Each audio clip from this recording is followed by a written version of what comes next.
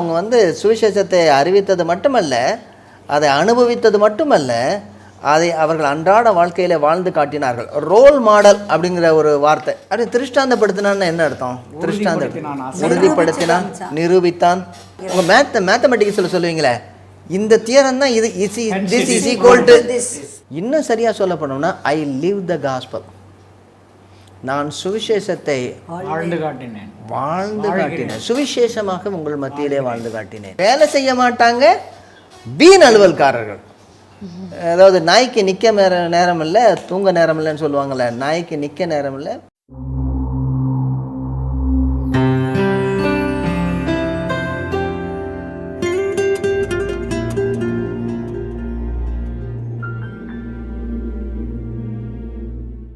ஆதி அப்போஸ்தலர்கள் அவர்கள் சுவிசேஷத்தை வாழ்ந்து காட்டினார்கள் என்று சொல்லி கடந்த நிகழ்ச்சியிலே பார்த்தோம். அருமையான சால்வேஷன் டிவி நேயர்களே, உங்களை இந்த நிகழ்ச்சிக்கு அன்போடு அழைக்கிறோம். இது ஏக்தா நெட்வொர்க் வழங்கும் திருச்சபை அன்றும் என்றும். இந்த பிலிப்பு பட்டணத்தில் நடந்த நிகழ்ச்சி ரொம்ப நம்ம தெளிவாக பேசி கொண்டு வந்தபோது, அவங்க சுவிசேஷத்தை அறிவித்தது மட்டுமல்ல, அதை அனுபவித்தது மட்டுமல்ல, அதை அவர்கள் அன்றாட வாழ்க்கையில் வாழ்ந்து காட்டினார்கள். ரோல் மாடல் அப்படிங்கிற ஒரு வார்த்தை, அதான் ரோல் மாடல். உபத்திரவத்திலும் ரோல் மாடல், உபத்திரவத்திலும் ரோல் மாடல் இல்லை? Very good. அதாவது ரோல்டு கோல்டு கிடையாது, ரோல் மாடல். அது பொண்ணு மாதிரி இருக்கும், அதெல்லாம் கிடையாது. கவரிங் கிடையாது, எதையுமே கவர் பண்ணல அவங்க. ஆமாம், அவங்க கவர் பண்ணவே இல்லை, கவலையும் பண்ணலை, கவரும் பண்ணலை. ஓகே, இந்த இந்த நிருபத்துக்கு இந்த பகுதிக்கு அடுத்ததாக நாம் பார்க்கிறோம், அவர்கள் அங்கிருந்து அம்பிபோலி பட்டணத்தையும் அப்பலோனியா பட்டணத்தையும் கடந்து தெசலோனிக்கே பட்டணத்துக்கு வந்தார்கள். அங்கே யூதருக்கு ஒரு ஜெப ஆலயம் இருந்தது. வாசிக்க தொடர்ந்து. பவுல் தன் வழக்கத்தின்படி. அப்படின்னா என்ன அர்த்தம்? வழக்கத்தின்படி ரெகுலரா இதுதான் வேலை செய்யறாரு. ரொட்டீன் ஒர்க், இப்படிதான் செய்யணும்னு கர்த்தர் அவருக்கு சொல்றாரு. வழக்கத்தின்படி அவர்களிடத்தில் போய் 3 ஓய்வு நாட்களில் வேத வாக்கியங்களின் நியாயங்களை எடுத்து அவர்களுடனே சம்பாஷித்துன்னா அவங்களோட பேசி, அவங்களோட டிஸ்கஸ் பண்ணி, அதுக்கு அடுத்ததாக கிறிஸ்து பாடுபடவும். நல்லா கவனிங்க. அவர் என்ன செய்யறாரு? ரொம்ப தெளிவாக சுவிசேஷத்தை ரொம்ப ரத்தன சுருக்கமாக சொல்றதை நம்ம பார்க்கிறோம். கிறிஸ்து பாடுபடவும் மரித்தோரிலிருந்து எழுந்திருக்கவும் வேண்டியதென்றும் நான் உங்களுக்கு அறிவிக்கிற இந்த இயேசுவே கிறிஸ்து என்றும் காண்பித்து திருஷ்டாந்தப்படுத்தினான். திருஷ்டாந்தப்படுத்தினான்னு என்ன அர்த்தம்? உறுதிப்படுத்தினான், நிரூபித்தான், நிரூபணம் செய்தான். திருஷ்டாந்தப்படுத்தினான் என்ன அர்த்தம்? கண்ணு முன்னாடி கொண்டு வந்துட்டாரு, வேற கண்ணு முன்னாடி காட்டினார். அதுதான் இது அப்படின்னு ப்ரூவ் பண்றது. உங்க மேத்தமெட்டிக்ஸ்ல சொல்லுவீங்களே, இந்த தியரம் தான் இது திஸ் இஸ் ஈக்குவல் டு. ஆமா, ஒரு 2 கோடு இல்ல 3 கோடு போடுவீங்களா? அதுக்கு என்னது? சர்வசமம். என்னங்க? சர்வசமம். சிமிலாரிட்டி. ஆமா, சிமிலாரிட்டி. இதுதான் இது. நீங்க எதிர்பார்த்திருந்த இயேசு, அந்த கிறிஸ்து இயேசு தான் அப்படின்னு சொல்லி ரொம்ப தெளிவாக அவங்க கண் முன்பதாக. இதான் பவுலடியார் கலாத்தியர் நிருபத்தில் எழுதும்போது, உங்கள் கண்களுக்கு முன்பதாக அவர் சிலுவையிலே அறையப்பட்டவராக நான் கொண்டு வந்தேன்கிறார் 3வது அதிகாரத்தில்.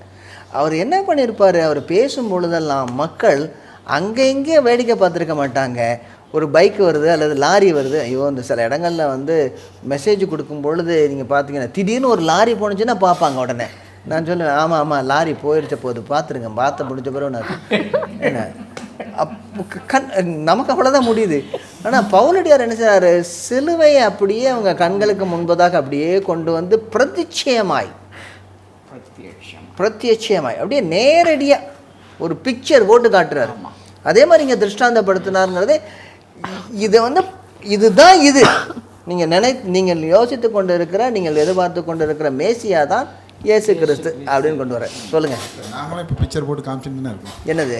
ஒவ்வொரு ஞாயிற்றுக்கிழமையும் ஒவ்வொரு கன்வென்ஷன்லையும் அது ஃபிலிம் காட்டுறோம். நீங்கள் பிக்சர் பார்த்து சொல்கிறீங்க, அதுக்கு ஃபிலிம், அது ஃபிலிம் காட்டுறோம். ஓகே. நாங்களோ சிலுவையில் அறையப்பட்ட கிறிஸ்துவையே பிரசங்கிக்கிறோம். We preach Christ crucified.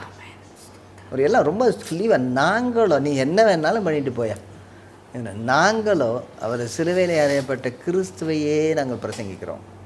Simple. Our decision எடுத்து இது பண்ணுறார் ஒவ்வொரு இடங்கள்லையும். இதே மாதிரி வழக்கத்தின்படி அவர் என்ன செய்கிறார்? அவர்களுக்கு திருஷ்டாந்தப்படுத்தி காட்டி கொண்டிருக்கிறார். இந்த நான் முன்னாடி ஒரு தடவை உங்களுக்கு சொல்லியிருக்கேன், இல்லைன்னா மறுபடியும் சொல்கிறேன். அதாவது சுவிசேஷம் அறிவித்தார் அப்படின்னு சொல்கிறதுக்கெல்லாம் கிரேக்க மொழியில் யுவாங்கலிட்ஸோமாய் அப்படின்னு ஒரு வார்த்தை இருக்குது. அது வந்து மிடில் சென்ஸ்ன்னு சொல்லுவாங்க, மிடில் டென்ஸ். அந்த யுவாங்கலிட்ஸோமாய் அப்படிங்கிற வார்த்தைக்கு சரியான அர்த்தம் என்னென்னா இதில் ஐ ப்ரீச் த காஸ்பல் அதெல்லாம் கிடையாது.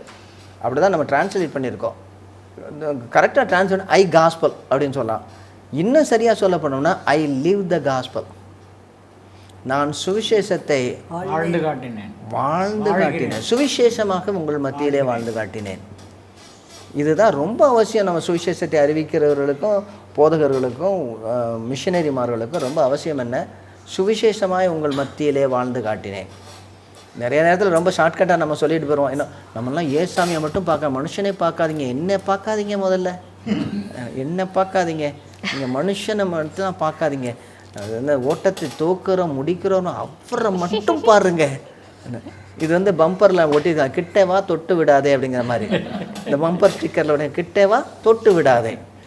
இன்னொருத்தர் எழுதி போட்டிருக்கான், தயவுசெய்து முட்டை வேண்டாம், என்னுடைய வக்கீல் லீவ்லேயே போயிருக்கிறார். சுவிசேஷமாய் வாழ்ந்து காட்டினார்கள். இந்த இடத்துல யாரெல்லாம் வந்தாங்க அந்த இடத்துல பாருங்கள். அவர்களில் சிலரும் பக்தியுள்ள கிரேக்கரில் திரளான ஜனங்களும் கனம் பொருந்திய ஸ்திரீகளில் அநேகரும் விசுவாசித்து பவுலையும் சீலாவையும் சேர்ந்து கொண்டார்கள். இந்த சபை வந்து ரொம்ப ஒரு அருமையான சபை. தெசலோனிக்கே பட்டணத்தில் இருந்த சபை. இந்த சபைக்கு அவர் வரும்பொழுது அதற்கு முன்பதாக நிறைய பிரச்சனைகளோடு வர்றாரு. அந்த பிரச்சனைகள் என்னவென்றால், பிலிப்பு பட்டணத்தில் அவர் வாங்கின அடி, இந்த தொழு மரத்தில் கட்டி வச்சாங்கன்னு சொல்லுவாங்களே. நான் வந்து ஜெர்மனிக்கு போயிருக்கும்போது அங்கே வந்து ஒரு கான்சன்ட்ரேஷன் கேம்புக்கு போயிருக்கேன். அப்புறம் வந்து ஒரு கோட்டைக்கு போயிருக்கும்போது அதில் வந்து சித்திரவதை செய்யக்கூடிய பொருட்கள்லாம் இருக்குது.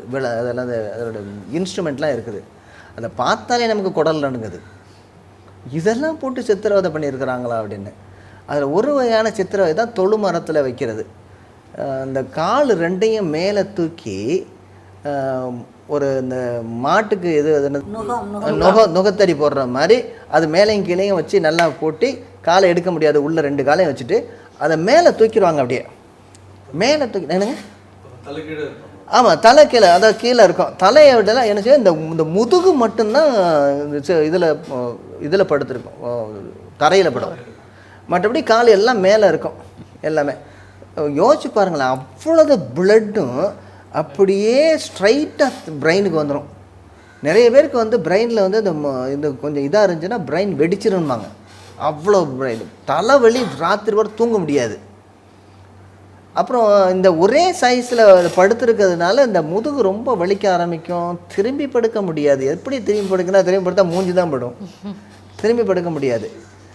இது வந்து பயங்கரமான ஒரு வேதனையான ஒரு நேரம். இந்த நேரத்தில் இருந்து, இவ்வளோ கஷ்டத்தில் இருந்து இங்கே இன்னொரு ஊருக்கு வர்றாரு. அடுத்த ஊரில் வந்து சரி கொஞ்ச நாள் லீவு போட்டு ஊருக்கு போயிட்டு வரோம்ப்பா, எல்லாம் பிள்ளை விட்டு எல்லாம் நம்ம சொந்தக்காரங்கள்லாம் ரொம்ப வருத்தப்படுறாங்க, அவருக்கு சொந்தக்காரங்களே இல்லைன்பாங்க, நிறைய பேர் இருக்காங்க, வருத்தப்படுறாங்களே. அவர் என்ன செய்யறாரு, தொடர்ந்து அடுத்த இடத்துல போய் சுவிசேஷத்தை அறிவிக்கிறார். ஆனால் அங்கே ஒரு பெரிய பிரச்சனை. அங்கே என்ன பிரச்சனை என்ன நடக்கிறது? விசுவாசியாத யூதர்கள் வைராக்கியம் கொண்டு வீணராகிய சில பொல்லாதவர்களை சேர்த்து கொண்டு கூட்டம் கூடி பட்டணத்தில் அமளி உண்டாக்கி யாசோனுடைய வீட்டை வளைந்து கொண்டு அவர்களை பட்டணத்தாருக்கு முன்பாக இழுத்து கொண்டு வர வகை தேடினார்கள். அப்போ யாசோனுடைய வீட்டில் சபை இயங்க ஆரம்பிச்சிருக்கு. யாசோனுடைய வீட்டில் அவர் தங்கியிருக்கிறாரு. தங்கியிருந்து சபையை ஆரம்பிச்சாச்சு.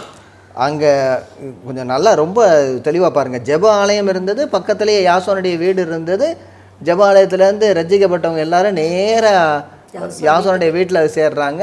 இப்போ பிரச்சனை வருது. என்ன சொல்கிறாங்கன்னா, அடுத்தது அவனை காணாமல் யாசோனையும் சில சகோதரரையும் பட்டணத்து அதிகாரி இடத்தில் இழுத்து கொண்டு வந்து உலகத்தை கலக்குகிறவர்கள் இங்கேயும் வந்திருக்கிறார். என்னத்தை கலக்கிட்டாங்க அவங்க அப்படின்னா என்ன அர்த்தம்? உலகத்தை கலக்குகிறவர்கள் இங்கேயும் வந்து விட்டார்கள்.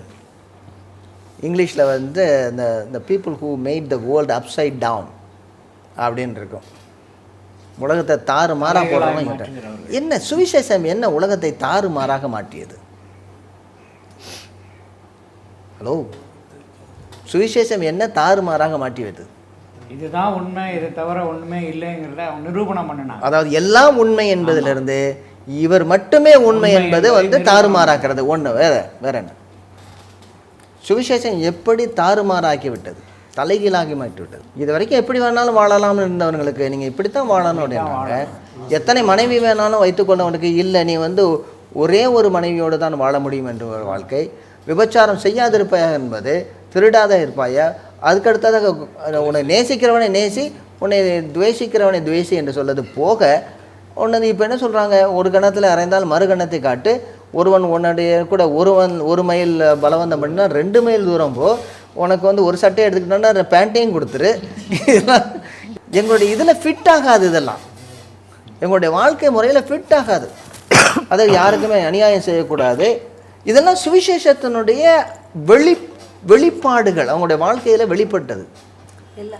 முதல்ல உள்ள வாழ்க்கையை அவங்க பார்த்துருப்பாங்க. அதுக்கப்புறம் இயேசு கிறிஸ்துவை ஏற்றுக்கொண்ட பிறகு மனமாறின வாழ்க்கையும் பார்த்து அப்சைட் டவுனாக இருக்குது, கம்ப்ளீட்டாக ஆப்போசிட் சேஞ்சாக இருக்குதுன்னு பார்த்துருப்பாங்க. ஆமாம், கம்ப்ளீட்டாக மாறி இருக்கிறாங்களே. ஒரு 25%, 30% இல்லை, அல்லது 25 டிகிரி 30 டிகிரி அல்லது 45 டிகிரிலாம் இல்லை.